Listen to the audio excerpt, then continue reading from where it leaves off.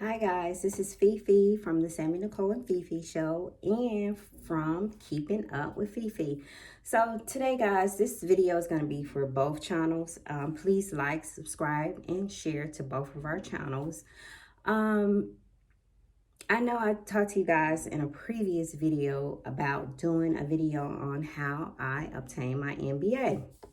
So I just want to go over a few points. I'm not going to make this video long, but people often ask me, how did you obtain your MBA? Why did you obtain your MBA? And why did you do it so late in life?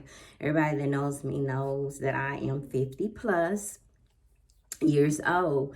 And so I just wanted to come and do this video just to answer some questions and just to give you some information about obtaining your MBA.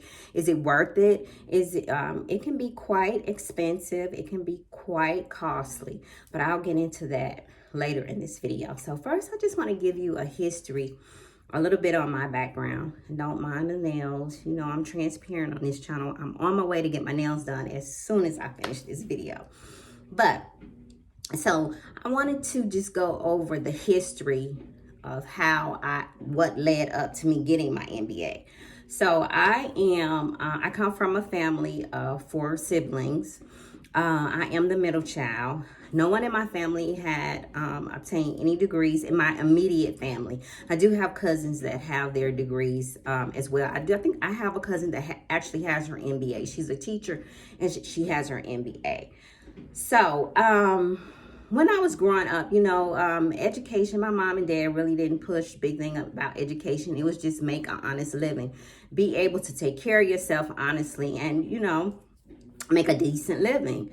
I come from the Midwest, from Indiana, from the steel mill area. So my dad worked in the steel mill for years. And my mother did. She worked in the school system. So I think my dad did go to college, I think up until his sophomore year, if I'm not mistaken, if I remember correctly. But so I ended up going to a technical school. Actually, I ended up going to, if you're from the Midwest, Indiana Vocational Technical School, where I studied secretarial studies. And I became a transcriptionist. And actually, to be honest with you guys, and that's why I always say college is not for everybody. There was a delay for me, but it was for me. I actually went to this technical school and I got a trade. What kids really don't look at now, but I actually got a trade, and the trade was I learned how to type, and I was pretty good at typing. I could type, over 65 words a minute. So that gave me an opportunity to go into the medical field, where I became a transcriptionist, and I worked in the medical field, which I'm still in, and I've currently been in the medical field, non-clinical, for about 30 years now, which has allotted me to have a decent living and to be able to take care of myself, even when I was a single mother when Samantha was small. So I was able to land jobs doing transcriptionists, working in the front desk. I can do anything in the clinical setting, in the front office, billing, AR, collections. The only thing that I can't do, I do know coding, but I'm not a certified coder. But anything that goes on in the front office, I can do it. That's what I've been doing for over 30 years on the professional side, which is the physician side, and the hospital side. So that allotted me to make a pretty decent living. I was an AR manager for about 8 years with the family practice. Didn't have a degree, just because I had the knowledge and just the way I carried myself. And I had learned so much over the years, I was able to be an asset to that company. So it allowed me to get a promotion. But I still had that hunger for a degree. And I would, with my undergrad, I think I started when Samantha probably was about 4 or 5. She had a sickness, so I would stop and start. But I started when she was about 4 and 5. I started my undergrad. And I would start and I would stop. And then as she got older and she got in school, and, I was able to, spend some time away from her, and she was able to pretty much be self-sufficient, then I said, okay, let me get more focused. So I ended up going to a couple of schools. I finished my associates first. Then I went on to try to combine my BA, my Bachelor's of Administration, and my MBA together. But it was just so overwhelming, guys. It was just so overwhelming for me to try to combine both of those together. Because at this point, I think I was in my late 30s, early 40s, and I just wanted to be done. My goal was to have my MBA before I got out of my 40s. That was my goal. But things happened in life and it didn't, it just didn't go like that for me. No regrets here. No regrets. Things happen in God's perfect timing, right? So to go back, so I wanted to combine my MBA, my Bachelor's of Administrations, which is called a dual degree. And guys, you can do that. Mercer offers program like that, and that's where I was going at the time. I was at Mercer, and of course, all this was done non-traditionally. I actually went to school 3 nights a week, so I was a full-time mother, full-time student, and I had a full-time job. And I actually went to school 3 nights a week from 6 to 9:45 in the evening. I had a good support system. My sister would help me with Samantha, so I was good there as far as her. And Samantha was a good child, so I could, rely on her to do what she needed to do as far as her homework, prep for the next day. I really didn't have any worries for that. It was just mainly making sure that she had her meals the nights that I went to school. So I ended up, I couldn't do the dual degree. I couldn't finish. I got pretty much halfway through my Bachelor's of Administration, but I just couldn't balance taking all of those classes. And some girls that went to school with me, they were able to do it, and they were able to graduate with their Bachelor's of Administration and their MBA at the same time. But I had to split it up because it just got overwhelming, because like I said, the whole time I worked a full-time job. And guys, I can remember being on my lunch break, and when you want something, when you have the hunger for something, it's not easy, but you do what you have to do to achieve it and to get it. And so I had a mindset that I was going to have my MBA no matter what it took. I was going to do it. I can remember sitting in the car with my laptop, doing my homework on my lunch break, sacrificing eating, and just snacking on something just to do my homework, just to obtain my MBA.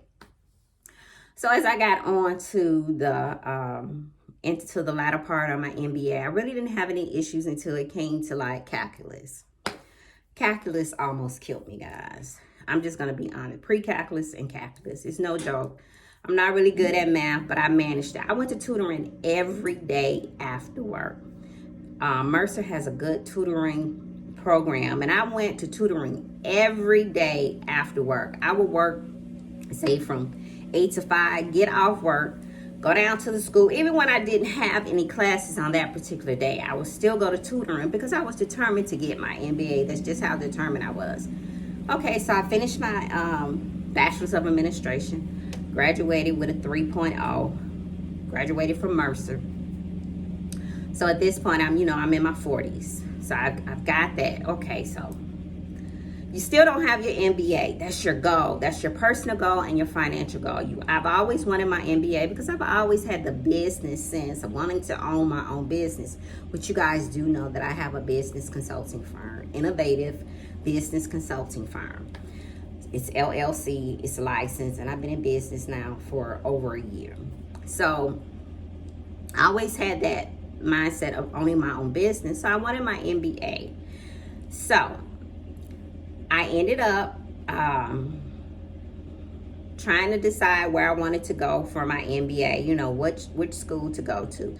Guys, there are some top schools in the MBA industry. Some employers look at where you got your MBA. They take it seriously. There are some top 10 colleges where you can go get your MBA. I went to Liberty, and I'm not sure. I don't think Liberty is on that list. Last time I checked, it wasn't, but it's in the top 100 places to get your MBA. And I got my MBA online, and it was not easy. I'm not going to sit here and tell you, it was a breeze. It was not easy for me. And something worth having is not easy. So I'm just going to be honest with you guys. Was it worth it? Yes. Was it easy? No. And it might have been easy be easier for some people, but for me, no. And I had a good support system. And, at the time, when I was married, my husband supported me. I can't take that away from him. My ex-husband supported me. Of course, Samantha did whatever she could to help me. It was just a lot of sacrifice and a lot of studying. I had to get a tutor. My ex-husband paid for me to get a tutor. So it was a lot of sacrificing, a lot of late nights, a lot of tears, because it was difficult. You really have to be fully invested in school to be able to accomplish, graduating. I mean, it's just not, it's a lot of papers. You have to write a lot of papers. And it's a lot of studying, and you work in groups, which that wasn't a problem for me working in a group. It's like whatever, I do my part, you do your part. But all the time it didn't work like that. It was always somebody that didn't do their part. But the great thing about obtaining my bachelor's of administration and my MBA, I was able to get tuition reimbursement. So I've always worked for large organizations that offered tuition reimbursement. The only time that I didn't is when I worked for a private practice, and I ended up leaving there, and I ended up getting back on the trail of obtaining my I actually started obtaining my bachelor's of administration before I left there. But I ended up going to work for this large healthcare corporation here in Atlanta that actually funded my undergrad, my bachelor's of administration. I actually was able to get tuition reimbursement. So that kind of helped with the cost of the MBA, because it is, $65K and up. So that actually helped. And then I went to another organization that helped me obtain my MBA with tuition reimbursement. So I was fortunate in the cost factor of obtaining my MBA, where I actually was able to get tuition reimbursement. So to fast forward, I ended up graduating with my MBA May of 2019. Okay, so here I am in 2020. Everybody know that I'm currently going through a divorce, and I'm working for this large healthcare corporation, which is pretty large, and which I think I'll have the opportunity to grow, and I'm positioning myself, and I'm actually growing. So is it worth it? Was it worth it? Absolutely, because I'm able to position myself financially. I accomplished a self goal. It was a personal goal for me. I feel vindicated. I feel like I've achieved something that I wanted to achieve in life. It's a good example for my daughter that education is important. I don't care what people say. No, oh, you don't need it. You have the experience. I have a resume full of experience. I look good on paper without my MBA. I'm not bragging. I'm being humble. But my resume looks good without my 2 degrees. Because of my work history, the experience I have in the healthcare industry, and the lot of, different things I've done over the years. And that comes with, working. I've been, working, in the industry for 30 years, like I said. But I still needed it. I still need that education component to go along with all of my experience. I don't care what anybody says, I know now the millennials, they do, things online, they entrepreneurs, but I'm just a firm believer in education. I'm just a big advocate of being educated. That's just my belief. I'm not trying to push that on anybody here. That's just what I believe. I think that we as a people, we have to be educated. When we walk in the room, we have to have it. It's a game changer for us. Okay, I'm just going to put that out there, and I'm going to leave it alone, and you all decide. College is not for everybody. I'm not saying that. College is not for everybody. Even with my child, Samantha, if I would have saw something in her where she was more artsy, or she could go into a different direction, and not have to go to college, then I would have pushed her in that direction. But I saw that she was very intelligent, and she was academically able to go on. And of course, we know that she's about to finish her master's in public health. She graduates in May. So I'm just saying that, you know, people say, well, why did you need it? You know, why did you need it this late in life? You know, you already have experience. You've been a manager before. Because I needed that component. When I walk in the room, I have to have it. It's behind my name, and it makes a difference in corporate America. Where I work, I'm just being honest with you guys. Okay? Now, if I didn't have it, would I be able to make moves? You know, with just my experience? Probably so. Probably so. But it makes a difference, you know. Are there anybody at my company that don't have degrees and in leadership positions? I'm really not sure. But I thought that I needed it, and it has been beneficial to me so far. Even after a year, it hadn't even been a year. May 2020 will be a year since I obtained my MBA. I graduated. You have to graduate with, I think I graduated with a 3.4, somewhere in there. So I did pretty well, pretty good, you know, obtaining it. It was just, you know, you have to be real focused.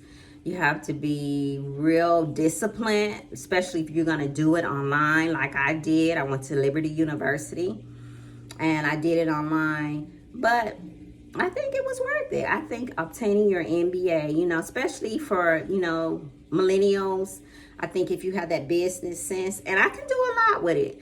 I can do a lot because of my background. I can go in the healthcare industry. I can stay in the healthcare industry, or I can go outside the healthcare industry and go, you know, I can be a project manager. I can be a business analyst. I can be a VP, you know, and I looked at the stats, and most people that have their MBA make 6 figures.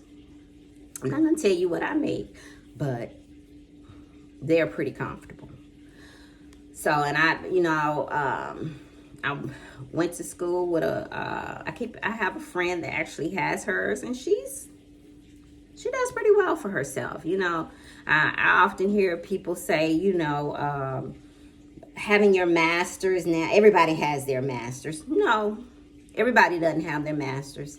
And it's not easy to get. If you get it from an accredited school, my degree has a seal on it. And I worked for every credit hour to earn it. Nobody didn't give it to me. It was not easy. As a matter of fact, the grading scale for Liberty Online was a couple of, I know they took the points up 5 points. What a B would be normally at another school, it was a C at Liberty. So yes, it was definitely a win-win for me as far as especially positioning myself with going through a divorce. You know, I would have been financially okay anyway if I didn't have it, because God will provide for me no matter what. But yes, having an MBA or having higher education is beneficial. It may not be for everybody. College is not for everybody. As a parent, you know your children, you know what's good for them.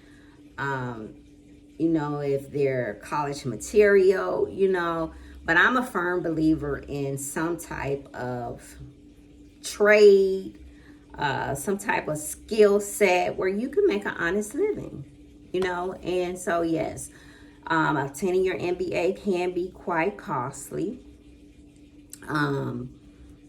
you know, but it will pay. It pays off at the end. It pays off at the end. So I enjoyed you guys watching this video. If you have any questions, please comment below. Make sure to like, subscribe to both channels, Keeping Up with Fifi and the Sammy Nicole and Fifi Show. And we will see you guys next time.